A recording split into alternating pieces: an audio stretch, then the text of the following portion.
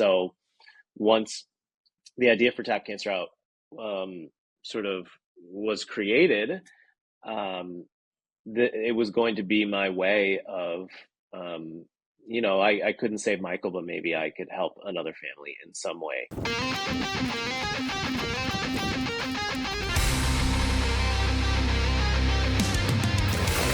You are now tuning in to the Relentless Project.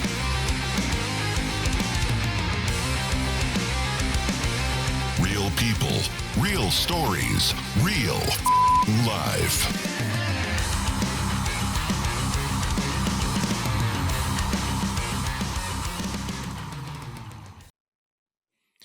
Hey, what's up, everyone? I'm here with Jon Thomas, founder of Tap Cancer Out, and also a Jiu-Jitsu black belt. You're with the American Top Team, right?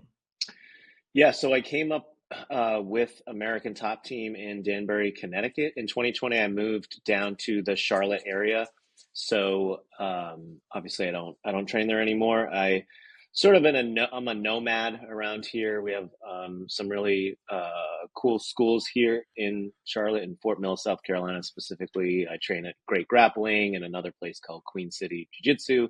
Our office is actually right next to a place called Triumph BJJ. That's actually really far from my house. Not a great place for us to have our office, but nevertheless, so I train at a bunch of different places, but I got my black belt in 2018, I want to say, from my instructor at American Top Team Connecticut. So not only do you talk the talk, you walk the walk then, which is huge given the organization you run, which I'm very grateful that you elected to come on, because that's something I want to learn more about and something I'd like to share with people. When I tell people, like, when I came in contact with you, we were at CJI and I saw you guys put your banner up, your image up, and I'm with my boy and I'm like, dude, finally, like, an organization I can connect with, right? Like, I've lost family to cancer. I have a good friend of mine who he's a cop with me and he's battling cancer right now. He rolls jiu-jitsu. He's a defensive tactics instructor. So it really, like, connected home and hit home with me. And I'm like, man, like, I think I'd love to link up with them. He's like, send him a message. I was like, dude, like, they're probably out here tonight, busy as hell. It's one of the biggest jiu-jitsu events. So I sent the message and you replied, and I'm like, that's dope. So I appreciate you for jumping on. And what is Tap Cancer Out? Like, what's its mission, its impact? Like, what does your organization do, and what are your goals for Tap Cancer Out? So I came up with the idea in 2010. And it was simple. I just wanted to combine my passion for jiu-jitsu with my hatred for cancer. I had seen all of these tournaments start to get, like, bigger and bigger, and I could tell that there was a lot of momentum behind jiu-jitsu, and I was only a blue belt at the time. I started training in 2008. So I was naive enough to think that I could do something like this, but I really didn't know what it was going to be. We kind of just, like, created a name, created a logo, threw it on a t-shirt, but it took us a while to figure out, like, what our bread and butter was going to be. And that was our tournaments. So we had a lot of starts and stops. A few times it didn't look like it was ever going to materialize into anything, but once we decided to try and host our own tournament and see if we could turn it into sort of a fundraising event, we did that in the spring of 2012, and we raised almost $20,000 at that first event. And so that's when we were like, oh, maybe this can be a thing. Like, imagine if, we're raising $20,000 at 10 different events. That's $200,000. And so, we can do something with that. So we hosted that one event in 2012. We did it again in 2013, but then we also hosted a tournament in Massachusetts, where I'm originally from, as well. So both of those were successful. And so they just sort of kept getting bigger and bigger. And when you add more cities and more cities, and just sort of watched it grow, it was still sort of a slow growth. It wasn't something where I was immediately going to jump in and be like, this is going to be my full-time job. Let's go from one event to 20 events a year, 70 events a year or something. So because we didn't even know how to host tournaments. Everything at that first tournament was begged, borrowed, or stolen. Like, we literally paid one referee, and that's pretty much the only thing we paid for. All the other referees were my teammates who may or may not have been qualified. We borrowed the wrestling mats. We got we might have paid for the venue. We might not have. It was my wife's high school where she is an athletic legend there. So that got us in there. And, we were like, we used duct tape. We used painter's tape to sort of tape off the mats into 4 rings. It was all pretty low budge, but it still sort of went off without a hitch. People took it very seriously. The medals were like tiny things. Didn't even have any like customization on them, I don't think. So, we started improving things year after year after year. And it wasn't until 2018 that it actually became a full-time job for me. I was working in advertising, and so I left that to do Tap Cancer Out full-time. And we're still, so that was 2018. We are in 2024, and we still only have 3 full-time employees, myself, my wife, and my event manager. So still a very, very small organization. We do have, a lot of contractors and part-time people that help in a variety of different ways. But we're the only 3 like full-time employees that are at the office, 40 hours a week. 3 people running the show. Yeah. But with a lot of help, like especially every tournament, we have 20 to 30 volunteers that are the lifeblood of the events. We bring in, I have a head referee who hires all the referees, bracketing managers, volunteer coordinators. We got to get EMTs. It takes a big staff to like put all of that on. But yeah, in terms of like the planning from a year to year basis beyond our board members who help with a lot of that planning as well. Yeah, it's just us 3. We are growing thanks to CJI, which I'm sure we'll talk about. But we are adding a couple team members this upcoming year. So we're excited that we finally sort of have the capacity to grow.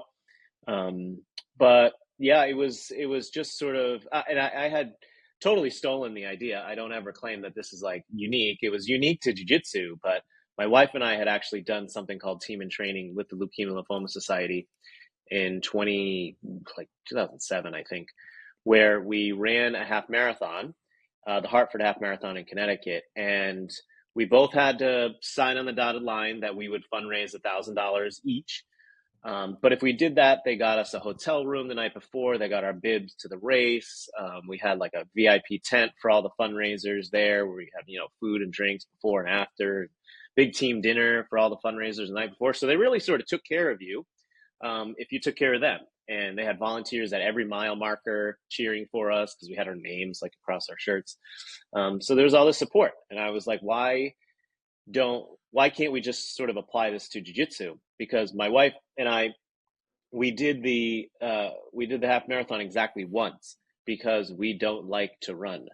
And if it's not something you like, it's hard for it to be repeatable. It's just sort of like a one mountain that you want to climb. We certainly had never ran like that far ever all at once.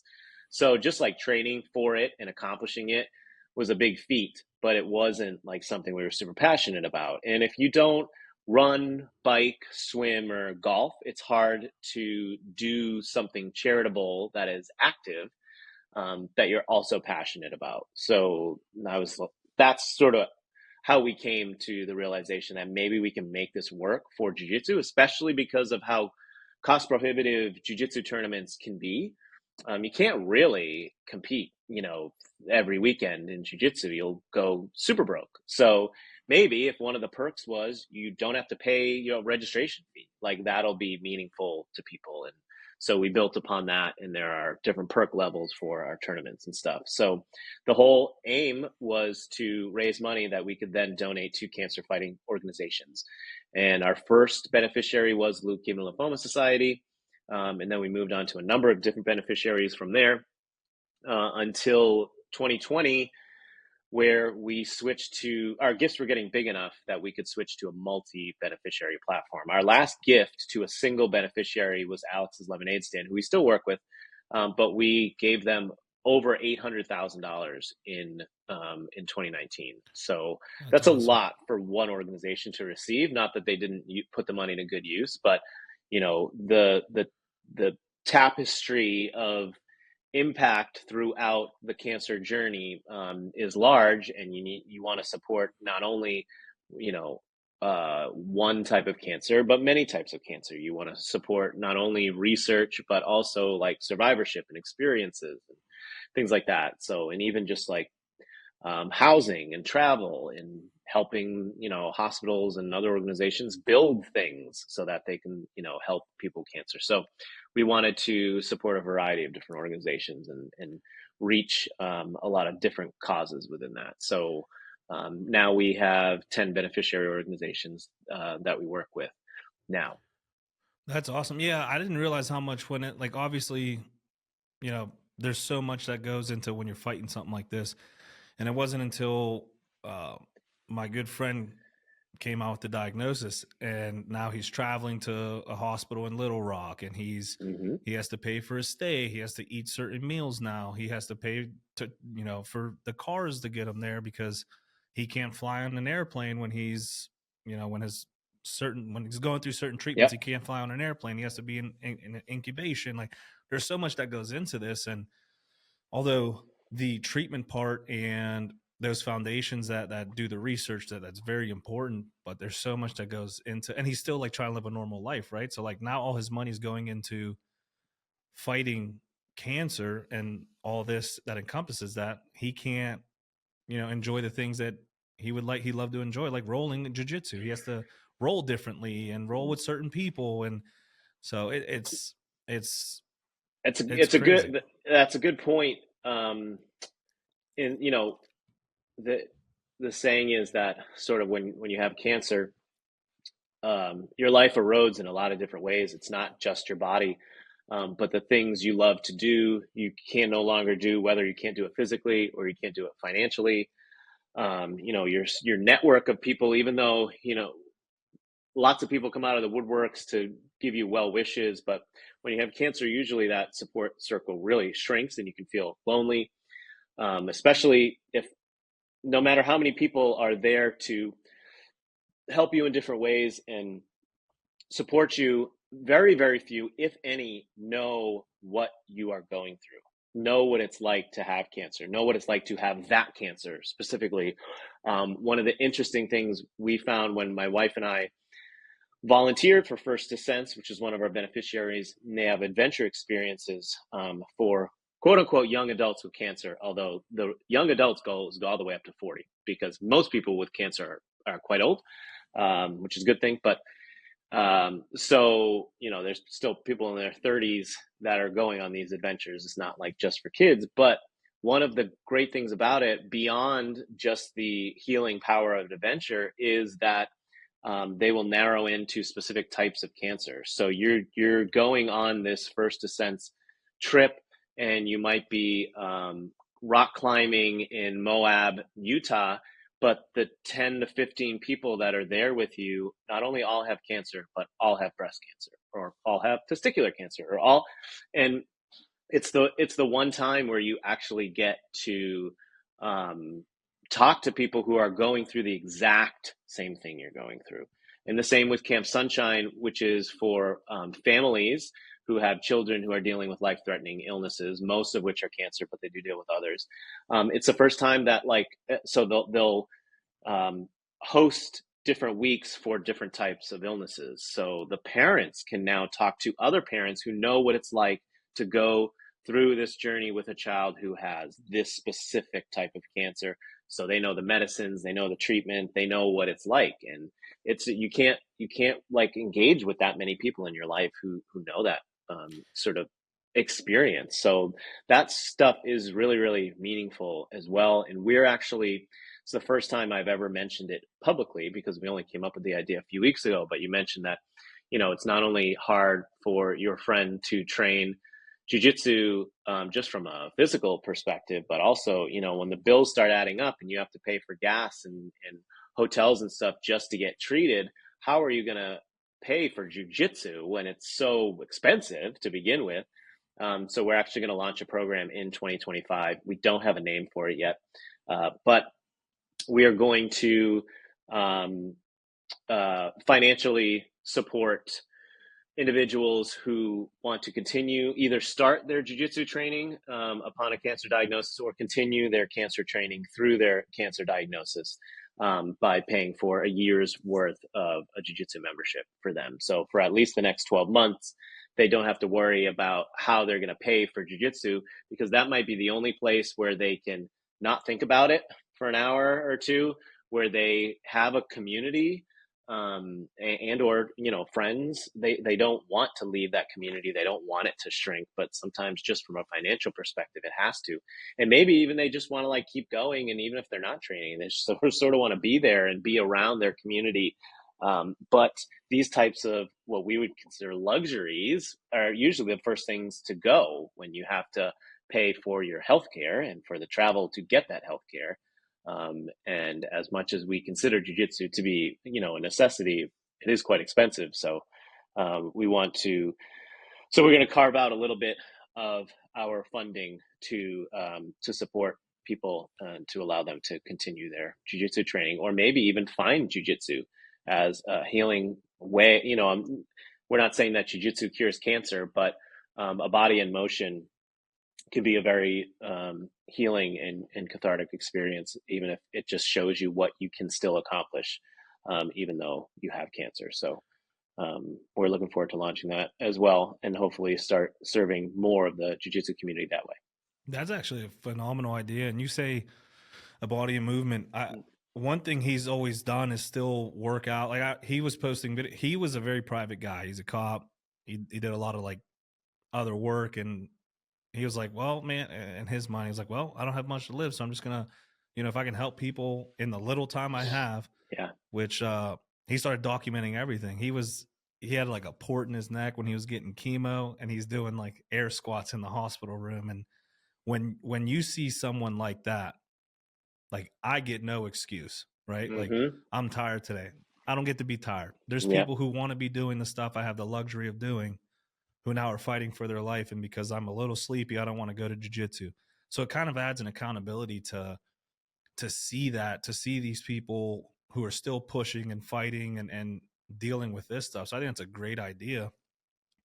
And it keeps you in the community that, like, the jiu-jitsu community is one, like my episodes, when I started this podcast, I didn't want it to be an MMA podcast. However, a lot of MMA guys and girls jump on and tell their story. And those are the episodes that take off because their teammates and other schools, like the jiu-jitsu community, especially in Pittsburgh, is so tight knit. Everyone logs into those episodes. Everyone pushes those episodes because that community is so tight. It's so close. So keeping them a part of that community, I think is phenomenal. And one thing I love jiu-jitsu for is you don't get to think about your bills, about your problems, about your relationship issues, because there's someone actively trying to go for your neck or go for your legs. So like you're very in the moment when you're in jiu-jitsu. It helps with mental health. It keeps your physical fitness up. It's like with any training though. Anytime you're pushing yourself and going past something, being a part of something bigger than yourself, it's beneficial. Because I think a lot of the issues arise when you get a big diagnosis like this and you kind of hermit up and you go home and you're left alone with your thoughts. Kind of forces you to still be out and socialize and be a part of a group. Where did your passion for jiu-jitsu come from? I kind of want to go back because, like, when did you start training? Because to be able to do something like this, leverage this community for something good, like to fight cancer, like where did your jiu-jitsu backing come from? And out of all the things that you could have chosen to put your time, money, and efforts into, you chose cancer. Like where did that all stem from? So the jiu-jitsu started, I am not a prototypical like jiu-jitsu a guy who would find jiu-jitsu. Oh, maybe I am, who knows? But like I don't have a wrestling background or anything. I'm not a fast twitch guy. I much prefer the gi over no gi just to slow things down, but I was actually I played volleyball all through high school and college, and after college But it was just harder and harder. It's not like, softball and basketball where there's like rec leagues and pickup games and stuff. It's hard. It's a sport that's kind of hard to continue to do at a high level after college. So unless you find like unless you live near like a good volleyball center with a great league or whatever, and that just wasn't the case for me. So it was getting harder and harder for me to just do sports in general. But I'm a very competitive guy and I love sports. So I wanted to like stay in it. I mean, I am, but at the time I was an MMA fan and getting more and more into the UFC. And I always told myself, like, man, I'd love to sort of get in shape the way that they get in shape, but I don't want to get punched in the face or anything like that. Like, I don't want to fight anybody. I just kind of like that workout looks good. And I was getting bored with just going to the gym by myself, day in and day out and just lifting and like whatever. I wanted a sport. And the thing with jujitsu was not only could I like learn something new, it was something challenging and new that I could learn and achieve something like through belts, but I could stay in shape and I could compete. And all I needed was myself to compete. I didn't need to find five other guys that all play specific positions and might bail the night before the tournament or whatever. Like if I wanted to do a tournament, I could just sign up for the tournament. I don't even need a coach. Most of the time I didn't have a coach. So I didn't have to depend on anybody else. Now it means you have nobody to blame either when you lose, but that appealed to me. And I went at it. This was in 2008, which, I mean, jiu-jitsu has certainly been around for decades, but it was still hard to find a jiu-jitsu school. There was two sort of in either direction, about a half hour each way. So I just picked one at random. And it was Ultimate MMA, which was in New Haven, Connecticut at the time. And I trained there through Blue Belt. And and I moved and switched jobs and sort of went more to Southern Connecticut. So that's when I switched to American Top Team in Danbury, because it was still far, but at least it was sort of on the correct side of the state for me to be traveling. And I sort of dove more. They have gi and no gi, but Ultimate MMA was an MMA school, so they had all the MMA stuff and the cage, and it just didn't cater as much to the gi as I wanted to. All I wanted to focus on was gi. So I was able to do that at American Top Team, and I competed a lot. I mean, I wasn't like good, but I liked to go compete. I won some, I lost some, like whatever. I wasn't one of those guys that was at every tournament and just like mowing down everybody and like collecting gold medals and posting it on social media. Like, it was just something. It was very nerve wracking. I didn't have. Jiu-jitsu is a tough sport. Like I remember, before volleyball tournaments, even when I was on bad teams where I know we were going to get smoked, I was so excited. I was so excited just to like go and play. The night before jiu-jitsu tournaments, I'm like ready to throw up. Like I'm so mad at myself for signing up. I'm terrified like the whole time. But then as soon as the tournament's over, win or lose, I'm like, when's the next one? When's the next one? Like I need this in my veins. And then I sign up and then I hate myself for signing up again, especially if I'm cutting weight and stuff.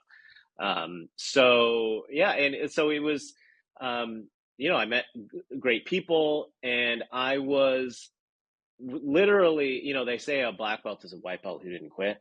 I got my black belt because I literally just kept going to class, and they eventually had to give me my black belt. They ran out of belts. Like not anything great. I wasn't an instructor. I didn't teach classes. I wasn't inventing new moves. I just never got injured seriously, knock on wood. And so I was a 2 to 3 time a week guy for 10 years. And eventually, I guess it's time to get your black belt. You level up. That's what happens. Now, I have my kids are 11 and 8. They're super active in sports, club sports, soccer and swimming. And my daughter did start jiu-jitsu recently, but it's much harder for me to train, although I shouldn't have any excuses. Especially running my own organization. I can set my own hours and go train wherever I want. But, the kids take up a lot of time, and I would like to be at their practices and stuff. So it's a little harder now. And I don't compete anymore, but, Tap Cancer Out is very much my exposure to jiu-jitsu, which I get on a daily basis, and I'm at 18 of our 20 tournaments a year. So, I'm in and around it at all times. And so to get all the way back to your original question, yeah, just being able to compete in a sport where I only had to depend on myself and I could get in shape, and it did help me get in shape, was fantastic. And then, cancer affects us all. I lost my nephew um, before his first birthday to leukemia. So his name was Michael, and he passed away in 2006. So that was really difficult for our whole entire family, because he basically had it for his entire young, life, from 3 months old to about 8 or 9 months old. So, but that's also when I really truly felt like, man, I am doing nothing. I'm doing nothing. And he can't speak to him. Like he can't, like I can't help him that way. Like I've done nothing to help this young man in his fight. And so once the idea for Tap Cancer Out sort of was created, um, it was going to be my way of, I couldn't save Michael, but maybe I could help another family in some way, make that battle and that journey for them a little easier. And when we hosted the first tournament, I thought it was going to be one and done. Like I thought I was going to feel like I've done something, and now I can live the rest of my life knowing that I did this cool thing. I hosted this tournament once, we raised money, but it was definitely addictive, and I wanted to do it again and again and again. And now, I don't know, we're at 120 events since then. Mostly tournaments, some sub only showcases, sort of super fight events as well. We also have Global Grappling Day. So yeah, it's grown into quite something now. I'm sorry to hear about your nephew. Talk about a drive to do something good. Where was your first tournament? Like you said, all this was happening, and then you made this decision. Was it like your home, like your hometown? Yeah, we literally had it at the high school across the street from where we lived in Stratford, Connecticut. That was our first one at Bunnell High School. And then our second tournament was in Massachusetts. Our third was in San Diego, ironically, which was quite heavy lifting. We couldn't bring our tournament stuff out there. We didn't have a truck or a trailer or anything at the time. We were just storing everything in a storage facility and renting a U-Haul. So we worked with Corey at Grappling X, who hosts a lot of West Coast tournaments, and we rented all of his stuff, and we were able to bring it out to San Diego, which is a jiu-jitsu mecca, obviously. So we wanted to get out there. It was also the home of Classy, which is the fundraising software that we use, and which is a company that my good friend Pat Walsh co-founded. And being at the Classy Awards was in 2010 was one of the inspirations for me to like get up off my butt and do something, because I was seeing all of these amazing people at this event who were changing the world, and I wasn't like really doing anything. And so yeah, and then I think either Philly or Buffalo was after that, and then it's all a blur. You ever been to Pittsburgh? Not Pittsburgh. No, we have not. We got to change that then. Pittsburgh's jiu-jitsu community is insane right now. I know it is. It's growing. And you mentioned like you wanted to just do one. I feel like something like this. I truly find passion, and I am my happiest when I'm doing something for someone else. Sometimes people tell me like I'm dumb because I get nothing out of it, but like I do get stuff out of it. I get enjoyment from helping people. And once you put an event like this together, you see everyone come together, you see the proceeds you raised, you donate this money to these organizations, and you see these kids or these people that are affected light up. How could you just like stop? Like you just get more motivation for the next one. You know what I mean? Yeah, of course. Yeah. And, obviously I get a lot of thanks when we're at these events like this. And my response is always best job I ever had, because, I do feel I have a lot of survivor's guilt in that, I'm sure a lot of people would love to run their own company, for profit, nonprofit, like whatever. I live a very, very blessed life, along with my wife, who also is one of the three who works for us. We get to be there for pretty much all the things that our kids do, except when I'm traveling for tournaments and I have to miss those sporting events and stuff like that. That's tough. But beyond that, I'm the dad that's at all of the field trips. I'm the only dad, and all the rest I are know that moms. feeling, dude. I go Yeah, to my daughter's stuff. yeah. All the moms like circle around me. They're like, "Oh, who are you?" And I'm like, "Dude, I remember one time I was making I snack bags. I had to volunteer. I exactly. made snack bags, I and like the love it. kids like I flex love for it. me, and I'm like, "What, dude?" Yeah. I mean, we travel a lot. I'm very sick of the airport. So there's like lots of sacrifices, but I worked in advertising before this, which was still a great industry to be in, and the organizations that I worked for and the people I worked with were fantastic. But I did not feel like I was doing anything meaningful. Like we were just trying to sell products for, like it was just like meaningless. I did not care about any of the work that I was doing, and I just wanted it to be done so I could go home and like work on tap cancer out stuff, and that stuff gave me meaning. Even like doing Excel reports to figuring out where we're tracking with stuff, like everything is a little bit easier to do because there's meaning behind it all. And so at the end of every day, the end of every event, at the end of every year, you can look back on what you accomplished and feel really good about it and feel like you're doing something in the world. And that is not easy to come by. And I know that, and I recognize that. So I'm very, very grateful for what this has all become, especially because I never thought it would get to where it is. I mean, I yelled it from the mountaintops that I was not going to be like, one of these tournament guys who are hosting tournaments every other weekend. And I was very happy with like the 3 or 4 or 5 that we did every year. But it was becoming weird when, I would go to the tournaments on a weekend and we would, raise literally hundreds of thousands of dollars, and, 500 competitors were competing. And then Monday morning, I'm back in the office at the ad agency, like nothing ever happened. And they're like, "Where's the strategy deck?"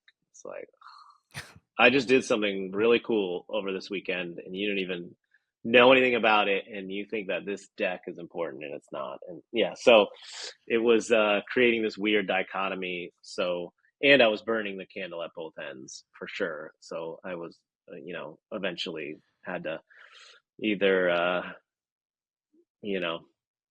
poop or get off the pot. You know Well, what I mean? So, poop or get off the pot. I'm gonna use that.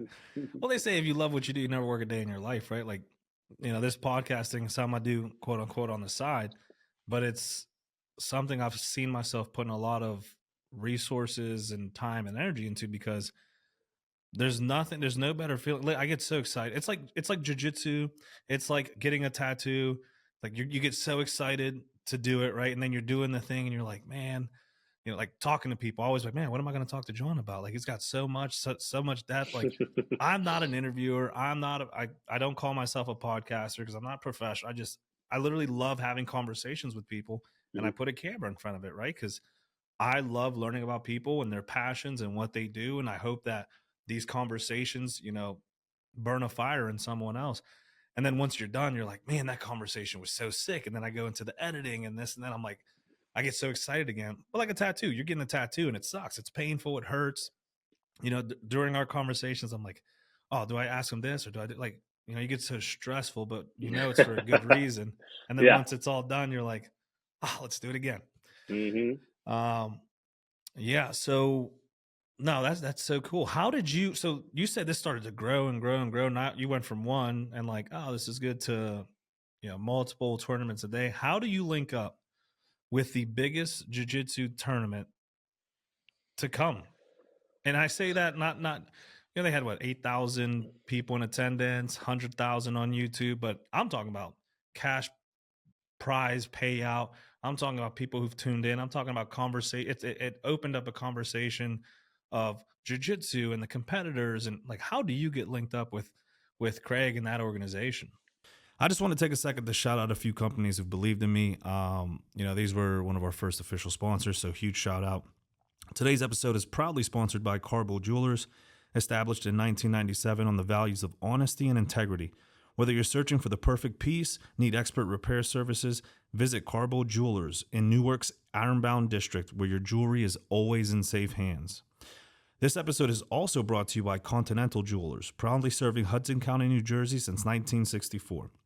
Whether you're seeking a timeless piece or need expert repairs, they've got you covered. Visit Continental Jewelers, your trusted source for all things jewelry.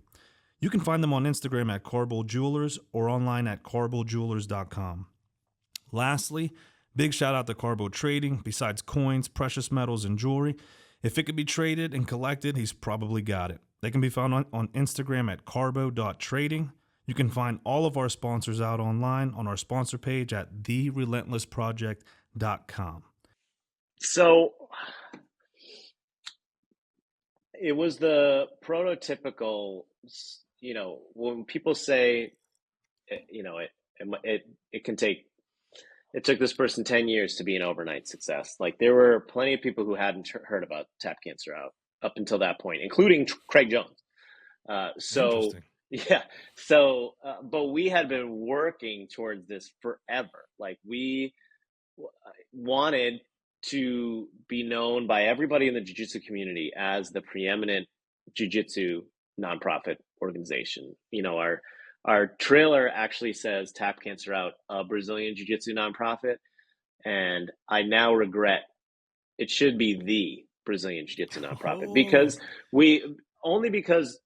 the very first thing we ever did at Tap Cancer Out, we had a table where we were selling one type of t-shirt, one red t-shirt with our logo on it. And we did it at a Cage Titans MMA event in Plymouth, Massachusetts. And we thought, like, there's no way that anyone could walk by our booth and like not buy a t-shirt. It's for charity, and it's like a grappling charity and like whatever. And nobody cared. We sold like 3 shirts the whole night. Because it's an MMA fan community that are at those shows. Lots of people train jiu-jitsu, obviously, that are going to these shows. But, you still have a lot of people who are just there because they're friends with an MMA fighter or they're just MMA fans. And we weren't being true to this idea of jiu-jitsu and cancer. So at that point, I thought we were done. I was like, this is not going to work. But then we were just like, we have to make this as organic to jiu-jitsu as possible, which probably means hosting our own jiu-jitsu events. Like, we are jiu-jitsu. We're not judo. We're not MMA. We're not wrestling. We are jiu-jitsu. So that's how we've functioned ever since that moment. So when an event like CGI pops up where when I first heard about it, I was like, man, if they really want to make a splash, not only are they doing the right thing for the fighters and, giving them not only equitable pay, but like this incredible payout for the winners, but they should also do it for charity. Like, that would also, like, all of these events had the opportunity to do this for charity for years. And none of them ever did. Not a single one. No one's ever worked with us. They may have worked with great organizations like We Define, things like that. But, it's never been like first and foremost. I mean, UFC worked with Wounded Warrior for a very long time, but it was just sort of like, we also support this organization. It wasn't like front and center. So I was like, CGI could really stick it to every other organization to do right by the fighters and then do right from a philanthropic perspective. But it's understandable if for a first year event where they're learning, they've never done this before, it's really hard to put this charitable component on top of it. So it would be totally understandable if they didn't. But when I heard Craig mention on Joe Rogan that he wanted there to be a nonprofit element to this and he wanted to donate to a number of nonprofits as well, that's when all of us were like, it's got to be us. It's got to be us. This is the moment we've been working towards for 10 years. Like, if he wants the biggest, baddest jiu-jitsu nonprofit out there, how could it not be Tap Cancer Out? Who else could it be? Like, we have been carving out this niche, putting our flag on the jiu-jitsu corner forever. So I knew that he had competed on Kasai, and we are very close with Rich Byrne, who's the CEO of Kasai. He's a big fundraiser and donor. Competed in our tournaments before as a black belt. So I reached out to him and just asked for an introduction. He took it way further. He actually was going to have a call with Craig anyways to help, I guess, strategize about CJI because Rich had hosted a number of Kasai events and there's all very high production value and things like that. So Rich called me back a little while after their call and he said, "Hey, I did you one better. I told Craig, I think you should work with Tap Cancer Out. And if you do, I will match whatever you donate to them." Wow. I did So see that element. That's it would crazy. be, yeah. So, they'd be remiss to not work with Tap Cancer Out because they basically double their impact if they do that. So not like, I would like to think Craig would have worked with us anyways. I'm not saying that he was only motivated by the match, but obviously the match was very generous and it helped. And, from that moment on, we just hit the ground running. I got on a text with Craig and Rich. Craig handed us over to Seth, who is his business partner, and we worked very, very closely with Seth and also a gentleman named Anthony. There at B Team and CGI, and they were wonderful partners. Seth had actually lost his father to cancer, and we actually did a video piece that aired at CGI and on the broadcast about that. So we were able to interview Seth, and we just wanted to, intertwine the message that we had and our mission and what we were trying to do, but also the stories that the competitors have or had as well. I don't even know if at that time Zhao Hosha had signed on yet, but I knew of his cancer journey a long time ago because he was sort of the most high profile jiu-jitsu practitioner until, Marcelo Garcia, who was diagnosed with cancer. So I knew about his story, and so I knew it would be fantastic if we captured his story as well. So they actually flew him into Austin from Dallas. So we were able to interview him and get his story, and that aired right before his first fight against William Tackett. So, it was a really good opportunity to allow people to talk about their cancer story and to work with CGI. And, they definitely gave us this platform, this spotlight that we would have never had otherwise. And, the number of followers on Instagram and the visits and orders to our store and everything went like bonkers over that weekend. It was a magical weekend. And you still made time to answer my message. I did. Look at that. Well, listen, that first day was like 9 hours. So I had a lot of time in that arena to kill. And we later on, so before CJI, but as we were going on, we have another supporter of ours who was inspired by what Rich did. And so he came in on the match as well. So he wanted to remain anonymous. But so we basically, so whatever CJI donated to us, you would basically multiply that number by 3. And that's what the event itself was going to generate between CGI's donation and the 2 donation matches. So CGI ultimately donated 166,000 to us. Wow. And so multiplied by 3 was, or 166,666.66 or 67. Was that a Craig thing? Nah, I don't even know. I think it was a Seth thing, but they just wanted it to be 500 on the dot. So they were able to generate 500,000, and that's really monumental because most of the funds that we get are donations.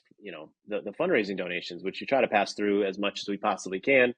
But we have a lot of expenses hosting these events. It's not cheap. But we have registration fees and spectator fees that help offset a lot of that, merchandise sales and things like that. But there's not a lot of room for us to invest in Tap Cancer Out. We're just covering the cost to make these things happen. But how do you build an organization? How do you invest in people and the things that allow us to go from donating 1.5, how do we go from 1.5 million a year to 5 million a year to 10 million a year?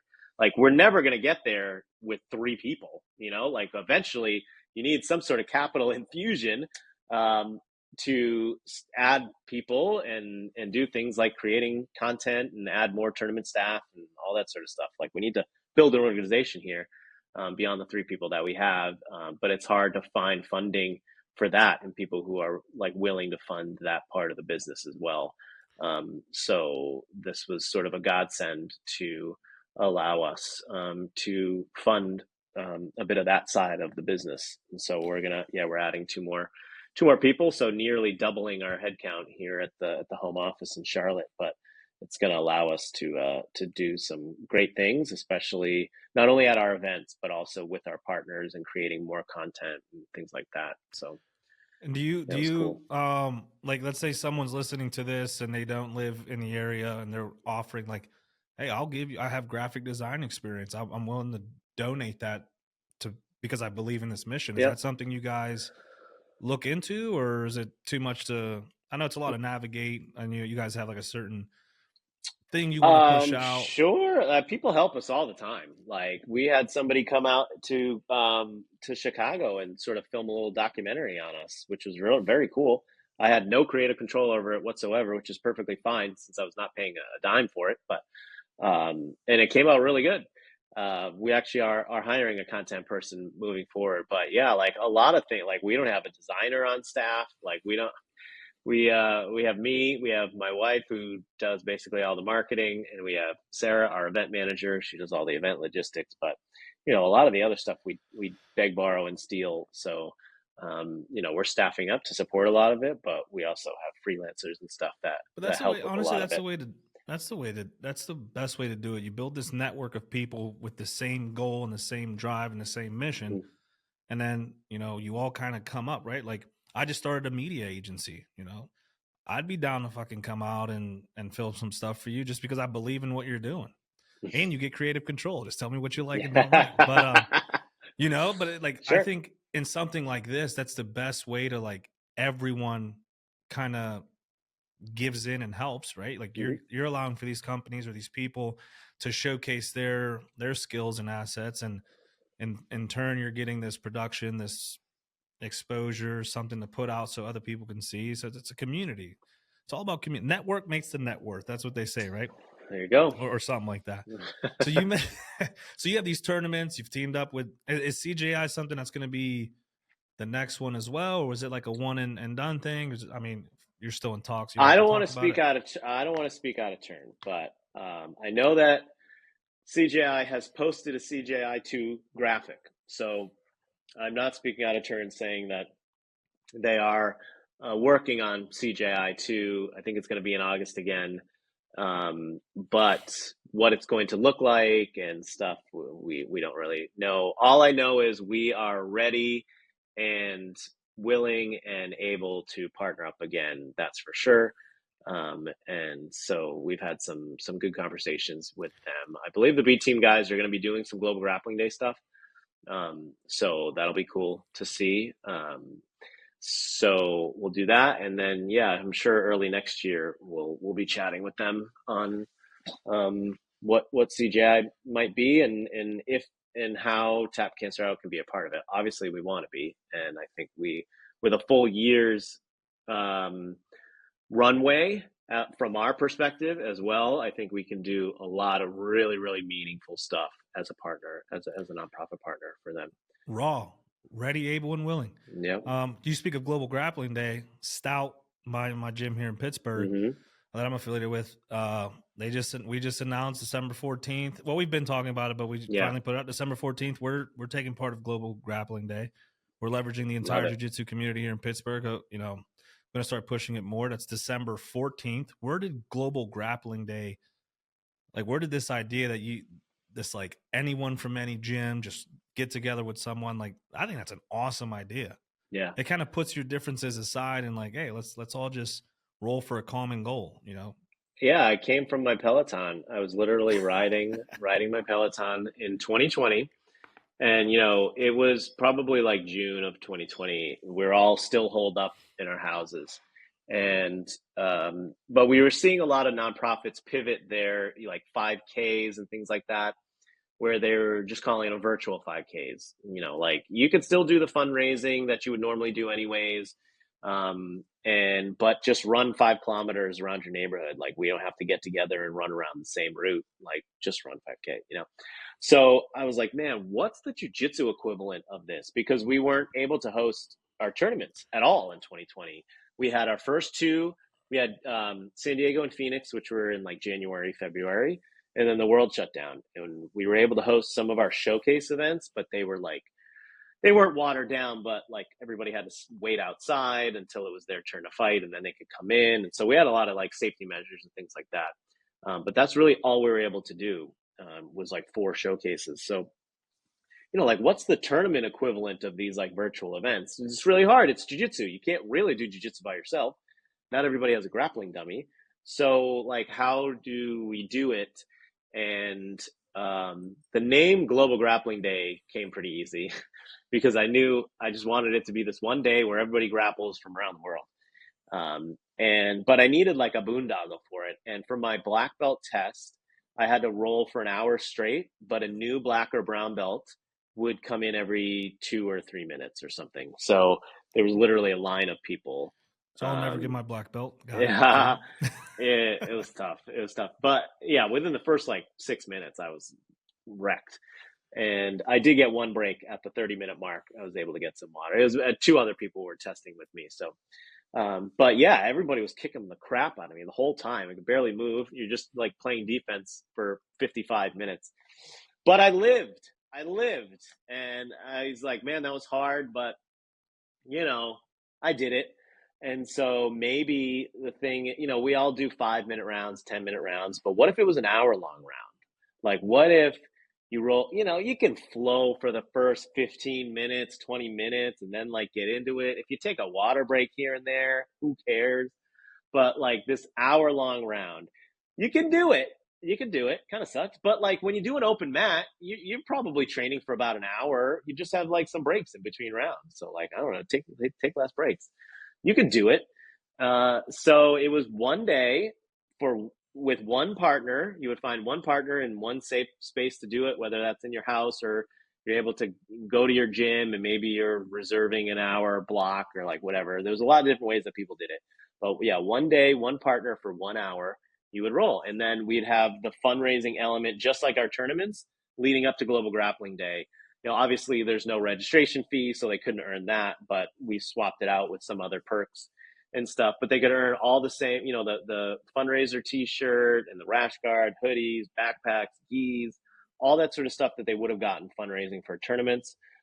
They could still get, but without all the hurdles of a tournament, no butterflies, no weight cutting, like none of that. It's sort of much more joyous than sometimes our tournaments can be. You're not worried about winning or losing. There's no medals. It's just about like jiu-jitsu making a difference in the world. So Global Grappling Day was born. We launched it that July and we raised over $275,000. It had immediately become like our 3rd or 4th biggest event ever. And that's great because I don't have to travel. I don't have to hire referees. I don't have to get a venue. You roll for an hour. So yeah, so it just became our yearly thing. And of course, you know, as the years passed and the world opened back up again, it became more academy based versus like you finding a partner. It was like, how can academies get together and host Global Grappling Days at their, you know, they're probably having an open mat on that Saturday anyways. So slap a Global Grappling Day on it, leading up to it, you know, get your team page set up, encourage everybody to register for free to get their fundraising page and see if they can fundraise and earn this. So this year, we switched it up. So a lot of the perks for Global Grappling Day are different because we, you know, lots of people take part in our tournaments, and want to take part in Global Grappling Day, but you know, they're not going to fundraise just to earn the same stuff that they just earned at a tournament recently. So we switched up a lot of the perks that they can now only earn for Global Grappling Day, including like a different fundraising t-shirt, including a BGJ Essentials. So once you pass $100, you'll earn a custom fight soap bar. You'll earn hostage tape, nose strips and mouth tape, monkey tape, There's a lot of tape stuff. Monkey tape, you get a tin and 4 rolls of monkey tape. And that's all just at 400. And then 100. And then we have like a tap cancer out fanny pack. We have a cooler, like a portable individual, soft case cooler thing for individuals. And this is the only event where academies can earn their own perks as well. So any academy that raises over $5,000 gets a Tap Cancer Out branded portable speaker, and also a Tap Cancer Out branded big, huge, super sturdy Arctic cooler as well. And they'll get a custom banner for their academy too. So we tried to sort of switch it up this year for Global Grappling Day. And but there's no borders. Anyone, anywhere in the world can do it. And we do have people in lots of different countries every year take part. We see a lot of military bases do this that have like little grappling clubs. So we'll see donations coming in from like Italy and South Korea. And when we dig a little deeper, we notice that it's actually guys and girls at a military base who are doing their little Global Grappling Day thing and fundraising. So that's always cool to see that cool as well. Yeah. So it's uniting, and it's kind of simple and straightforward, and it doesn't have any of the stress of competing. So and it engages, because not everybody competes. I don't compete anymore. So if I didn't run Tap Cancer Out, like, how would I get involved? This is how I would get involved. I would do Global Grappling Day, because I'll volunteer at a tournament, but you're not getting me on those mats anymore. So so this is the best way. Announce your retirement. Oh yeah, the day I got my black belt, I retired from competing. Are you kidding me? Yeah, that's a whole different world, man. Like it's funny, you train, and then you do these live rolls with your friends, your partners. But when you go to a competition, it's a whole different world. Every training session, if you have a black belt on, every training session is a tournament. Everybody wants to tap you. Everybody wants to go home and tell their spouse that they tapped out a black belt. Plenty of people tap me, so they all get that joy. But yeah, it's rough. There's no rest rounds. No one's going easy. Everyone wants to kill you.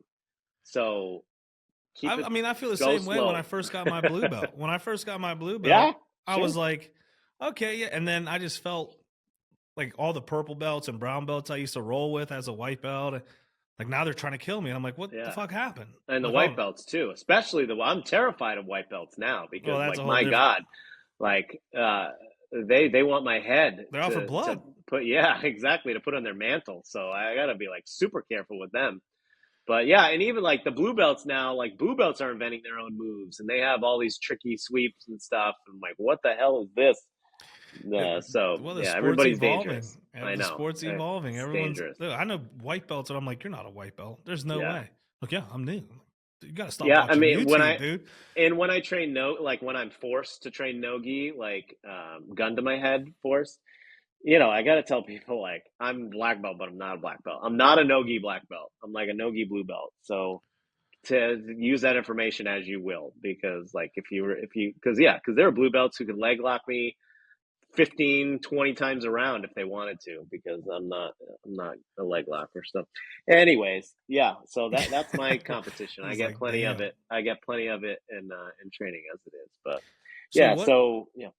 what are your goals then? You're here, right? You partnered up with one of the, Craig Jones, one of the biggest events that happened with jiu-jitsu. What is your goals from here on out, right? Because as we're going, we're always evolving and looking at different things. You have this new thing you want to do where you're covering membership fees. You ever heard of Adopt a Cop?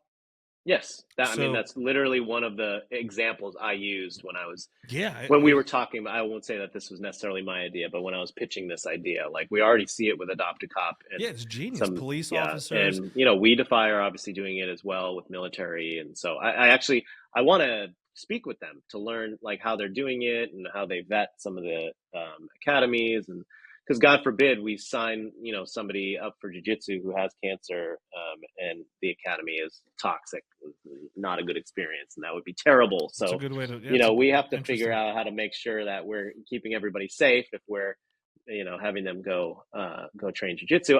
A majority of these people, I presume, are going to be, people who are already jiu-jitsu practitioners who are then diagnosed with cancer and want to continue training. But we do want people to be able to find jiu-jitsu this way as well. One of the great things about CJI was that they structured their event in a way that non-jiu-jitsu fans would enjoy it, because they want to get more people watching the sport, more people into the sport. And so we wanted to do something as well to get people into the sport, because you're not going to compete in a jiu-jitsu tournament if you're not already practicing jiu-jitsu anyways. So like, how can Tap Cancer Out help grow the sport of jiu-jitsu a little better as well? So maybe this is a way. And if you're going to partner with anyone, that event, I've seen many tournaments. I explained that event like it was like WWE with jiu-jitsu. Mm-hmm. Like he had that entertainment element where like if you weren't a big jiu-jitsu person, you still found entertainment and enjoyment. Yeah. It's like, you know, he coming out with the fucking money bags and stuff. Like that's the shit you would see on WWE. And it was like, yeah, I mean, especially the second day, like every fight was fantastic. Super fights, fantastic.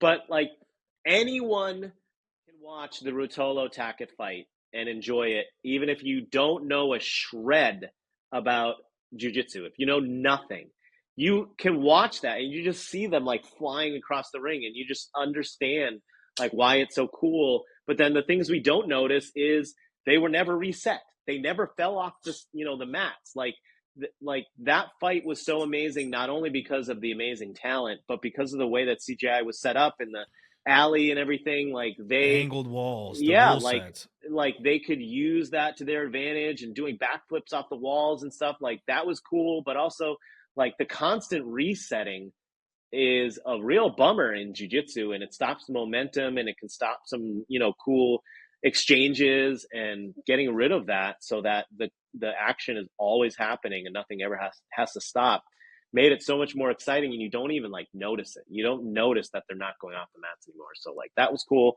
Yeah. So a few people used the walls too. They were like, of course, angling off the walls, and then another thing I really liked was the score after every round, almost like a box. I'm a big boxing guy. I'm a big MMA guy. Like boxing is one of those things where they show you like, hey, this is where the fighters are looking at right now. I think that was great for the crowd, because now the crowd's like, okay, we see where this is going.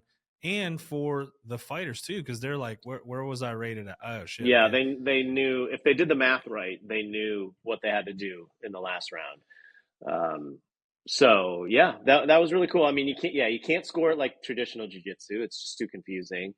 And you can't make it submission only, because then just like it doesn't matter. Like the only thing that matters is who's going to make the other person tap. So if you're not trying to pass or advance, it's not hurting you necessarily. So they had to figure out a way that it would be like interesting and create tension and strategy, and I think they did a really good job with it. So what's next for you, and what's next for Tap Cancer Out? So we've hit a point. So we have 20 tournaments every year, and I think we've hit a point where, I mean, we may get to like 21 or 22 or something, but we're not going to go from like 20 to 40 to 60 to 100. There are other tournament organizations that do that, but that's just not what I want from my life, and I don't want from my employees' lives. And so we've sort of hit that sweet spot with number of tournaments. We do.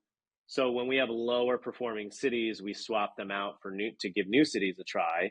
So if you're, we always look at that, like those bottom two cities, and potentially leave them for new cities. So we are introducing new cities every year. But we're not necessarily adding to those events, and we always have Global Grappling Day. So really our goal, we want to give every grappler the opportunity to fight for those in the fight of their lives. So that means that we need to engage, or where it poses the question to us as an organization and as people who are trying to create strategies for 2025 and beyond, how do we engage everyone in the jiu-jitsu community?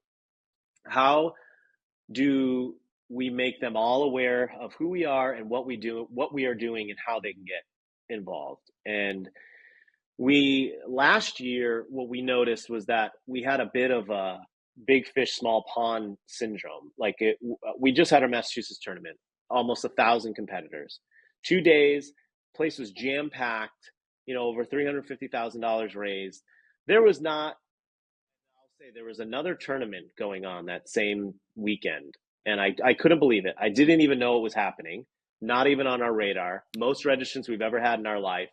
Like, I can't believe they went up against us that weekend, because we absolutely annihilate that weekend in Massachusetts every year. And so, some of these divisions were like over 30 people. Like, some of our white belt divisions were absolutely massive, and we do double elimination. So those took forever. But nevertheless, It's a long if you go day. to, if even at our first year in Long Island, we had almost 400 competitors, which is fantastic. So like in the Northeast, everybody knows about us. But we had last year we had a tournament in Savannah, Georgia, and which is right on the border of South Carolina and Georgia. And I live in South Carolina, and Charlotte's one of our bigger tournaments as well. And obviously we live here now, very well known in Charlotte. I drove down to Savannah to do a tournament. To do visits ahead of the tournament, and I visited 2 different schools, one of which was our top fundraising team at the time. I visited that school, and literally only the one person that was like fundraising, that had raised all this money and put them in that position to be the top fundraiser, they knew who we were. Everybody else, I actually naively asked when he gave me some time to speak. I said, how many of you are registered for the tournament so far? One person raised their hand. And this is like a huge class. And I'm like, oh my God. Yeah, you should all register for the tournament.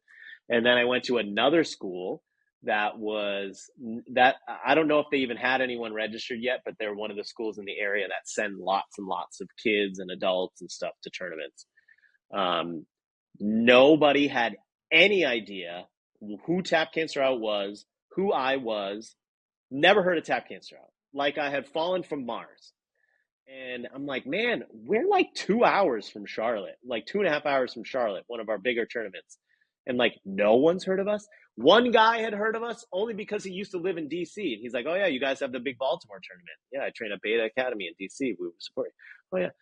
Like he had, only because he was from somewhere else did he know us. Like no one knew us. Nobody knew us. And I bet if I went to the Pacific Northwest, where we don't have a tournament, nobody would know us. If I went to Oregon, nobody would know us. So in the areas where we have tournaments, I'm sure they know us. They're getting the posters and things like that. But all the areas where we don't have tournaments, how are they going to know us? Other than Global Grappling Day, or maybe they get hit with an e-commerce ad or something. So that was in our Savannah tournament, did horribly, and we never went back there again. So that was a real wake-up call. Like maybe we aren't as well known as we think we are. So we need to find different ways to engage the entire community, entire jiu-jitsu community. Let's start with the U.S. and then we'll go out from there. But like, how do we reach every corner of the U.S.? How do we engage everybody? And it can't just be tournaments. It can't just be more tournaments. So one of those things is partnerships. So CJI was obviously perfect, like exactly what we were looking for in 2024, to get the word out there about who we are, what we're doing, what our story is, how you can get involved. So like we literally that was a gift from God, that CGI came along, but that's exactly what we're looking for. And, we've had discussions with other organizations and bigger jiu-jitsu organizations and stuff of how we can work together, to create good together and to get the word out for Tap Cancer Out. But we got a booth at Jiu-Jitsu Con. We've never gone to anyone else's events. We only live within our own events, our own bubble. But we were like, we need to go to other tournaments. We need to I'm not going to set up like a booth at a local Naga or something like that. That's no shade on Naga, but like we needed, because I go to enough events as it is. So we needed to like hit a home run. Like we need to figure out. So Masters Worlds is literally, the sort of conference. That's why they call it Jiu-Jitsu Con. The one place where like the most people are getting together, for jiu-jitsu, and it was massive. And it was 2 weeks after CJI. So we had just been out there for CJI, and then we set up our booth for Jiu-Jitsu Con. And everybody who came by either already knew us from our tournaments or Global Grappling Day. We have people from Australia say that we're very big in Brisbane, which is news to me, or Melbourne. Forgive me, cool. I'm not sure which city That's it was. cool. Yeah, but I was like, what? Yeah. Or they were like, just learned about you from CJI. No one came by and was like, I have no idea who you are. because everybody watched CJI. Like, that's the thing. Everybody watched the recaps, or like CJI was consumed by everybody in the jiu-jitsu community. And they put tap cancer out front and center. It was very, very nice of them to do that. So we got a lot of awareness that way. So we're continuing to sort of just try to build that awareness to get as many people involved in different aspects of tap cancer out, not only just our events, but now, potentially our cancer programs. So yeah, it's just all about, growing awareness and showing people how they can use the sport that they love, the sport that they're passionate about, to create change in the world. And how can we leverage listeners? Let's see someone's listening to this and they're like, man, I want to get involved. I want to be a part of this. How can someone listening to this get involved? Whether it be grappling day, one of the tournaments, or something else? Yeah. So if you've got a tournament that's coming to you locally, obviously fundraise and or compete. If you don't like to compete, you can still fundraise and just not compete. That's fine too. Plenty of people do that. Especially like coaches and black belts who are going to be busy that day anyways. They're like, I wanted to fundraise for you guys, but I'm not actually going to compete. Volunteers, we always need volunteers. They're the lifeblood of our tournaments. So if it's local to you, just please come out and volunteer, help us run the rings and stuff like that. It always makes it smoother. If there is not a tap cancer out event near you, we have Global Grappling Day every year. So it's going to be December 14th. It's usually that second Saturday of each December, and you can sign up for free, globalgrapplingday.com. It literally takes 10 seconds to register, and you can get your individual page set up.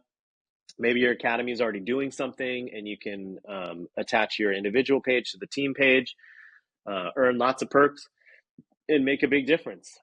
That's the best way. And or just donate. If you just want to donate, you can certainly do that.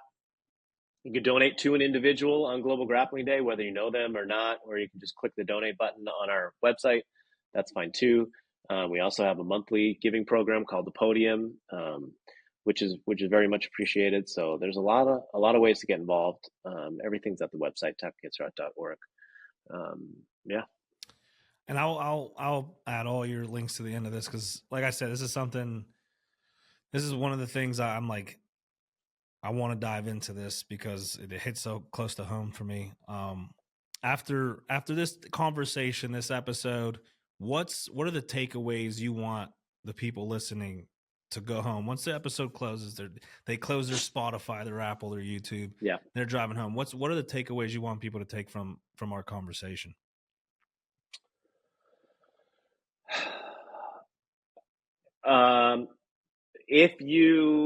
If you like jiu-jitsu, Tap Cancer Out has created a way for you to change the world through the sport that you love. And maybe you love a different sport and you want to do the same thing that we're doing for a different sport. That's perfectly fine too. Go out and do it. If you learn anything from Tap Cancer Out, it's like I just leapt and hoped that the net would appear. I'd never hosted a tournament the first time I hosted one. I didn't wait for the right time to start Tap Cancer Out. I didn't wait for the right time to host a tournament. I just did it. And we still do that. We just do it. We just let's just host Global Grappling Day and see what happens. And not everything works. Plenty of stuff we have started and stopped and things like that. So there's never going to be a right time really to do anything. So just do it and figure it out along the way. But hopefully Tap Cancer Out can provide you the opportunity to fight for those in the fight of their lives. And especially if you can make it to a tournament, whether as a spectator or a grappler and or fundraiser, volunteer, whatever, it's always a really meaningful experience. And I think you'll enjoy yourself. So I hope to see you on the mats one way or another. I love that. I love that. I think a lot of people keep safety nets in their lives, and those safety nets, that comfort, stops them from pushing forward to whatever they want to do. And sometimes you just got to say, I don't have a safety net. I got to, it's do or die. And if you approach a lot of your stuff like that, you may fail 1,000 times, but you're going to be so further along than the person who never started. Yep. So I appreciate you for jumping on. I love what you're doing. I love what Tap Cancer Out is doing. And I'm excited to see what you guys have in the future. And I'll leave this door open for you. If you ever need anything, graphics, whatever. You don't need platform. You got enough for that. But don't hesitate to reach out, man. I'm here. I'm so into what you guys are doing. If I can help in any way, it would be my honor. So Sounds good. I appreciate you for jumping on. This is the One with Jon Thomas with Tap Cancer Out, and we're out. Later.